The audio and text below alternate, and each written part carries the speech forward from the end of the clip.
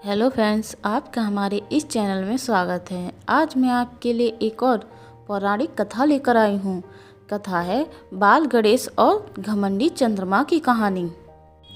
हर किसी को मालूम है कि गणेश जी को मोदक और मिठाइयाँ कितनी पसंद हैं।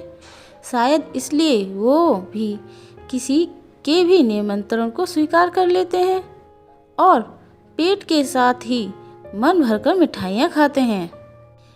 एक बार की बात है, धनपति कुबेर ने भगवान शिव और माता पार्वती को भोजन पर बुलाया, लेकिन भगवान शिव ने कहा कि मैं कैलाश छोड़कर कहीं नहीं जाता हूँ और पार्वती जी ने कहा कि मैं अपने स्वामी को छोड़कर कहीं नहीं जा सकती।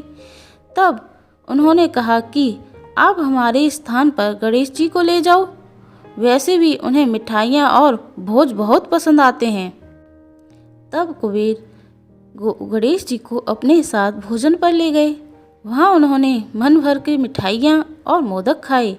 वापस आते समय कुबेर ने उन्हें मिठाइयों का थाल देकर विदा किया।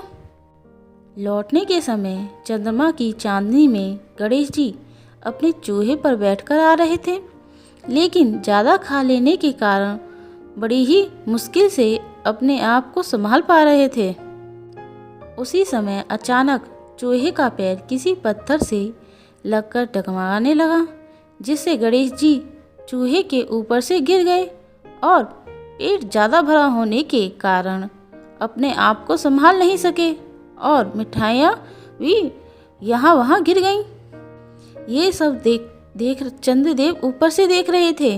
उन्होंने जैसे ही गणेश जी को गिरता देखा तो अपनी हंसी रोक नहीं पाए और उनका मजाक उड़ाते हुए बोले कि जब खुद को संभाल नहीं सकते तो इतना खाते क्यों हो, और जोर जोर से हंसने लगे।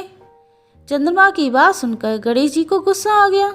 उन्होंने सोचा कि घमंड में चूर होकर चंद्रमा मुझे उठाने के लिए किसी प्रकार की सहायता नहीं कर रहा और ऊपर से मेरा मजाक उड़ा रहा है। इसलिए गणेश जी ने चंद्रमा को श्राप दे दिया कि जो भी गणेश चतुर्थी के दिन तुमको देखेगा वह लोगों के सामने चोर कहलाएगा। श्राप की बात सुनकर चंद्रमा घबरा गए और सोचने लगे कि फिर तो मुझे कोई भी नहीं देखेगा। उन्होंने शीघ्र ही गणेश जी से माफ़ी मांगी। कुछ देर बाद जब गणेश जी का गुस्सा शांत हुआ तब उन्होंने कहा कि मैं श्राप तो वापस नहीं ले सकता, लेकिन तुमको एक वरदान देता हूँ कि अगर वही व्यक्ति अगली गणेश चतुर्थी को तुमको देखेगा तो उसके ऊपर से चोर होने का श्राप उतर जाएगा। तब जाकर चंद्रमा की जान में जान आई। इसके अलावा एक और कहानी है कि गणेश जी का मजाक उड़ाते चंद्रमा को दिया श्राप। दूर से आसमान से चंद्रमा उन्हें देख रहा था। जैसे ही गणेश जी आगे बढ़े और अपनी मिठाइयों को एकत्रित करने लगे तो उन्हें हंसने की आवाज़ सुनाई दी। उन्होंने नज़र बाएं दाएं घुमाई तो उन्हें कोई नहीं दिखाई दिया, लेकिन जैसे ही उनकी आंखें आसमान पर पड़ीं तो उन्होंने चंद्रमा को हंसते हुए देखा। यह देख गणेश जी बेहद शर्मिंदा हुए, लेकिन दूसरे ही पल उन्हें यह एहसास हुआ कि उनकी मदद करने के स्थान पर चंद्रमा उनका मजाक बना रहे हैं। ये पल भर में क्रोध से भर गए और चंद्रमा को चेतावनी देते हुए बोले, हे घमंडी चंद्रमा, तुम इस प्रकार मेरी व्यवस्था का मजाक उड़ा रहे हो, यह तुम्हें शोभा नहीं देता। मेरी मदद करने की बजाय तुम मुझ पर हंस रहे हो। जाओ, मैं तुम्हें श्राप देता हूँ कि आज के बाद तुम इस विशाल गगन पर राज नहीं कर सकोगे। कोई भी तुम्हारी रोशनी को आज के बाद महसूस नहीं कर पाएगा। आज के बाद कोई भी तुम्हें देख नहीं सकेगा। जैसे ही गणेश जी ने चंद्रमा को श्राप दिया वैसे ही चारों तरफ अंधेरा फैल गया। भूल के एहसास होते ही चंद्रमा गणेश जी से माफ़ी मांगने लगे, उनसे रहम की भीख मांगने लगे और बोले, कृपया आप मुझे माफ़ कर दीजिए और मुझे अपने इस श्राप से मुक्त कीजिए। यदि मैं अपनी रोशनी इस संसार में नहीं फैला पाया तो मेरे होने न होने का कोई अर्थ खत्म हो जाएगा।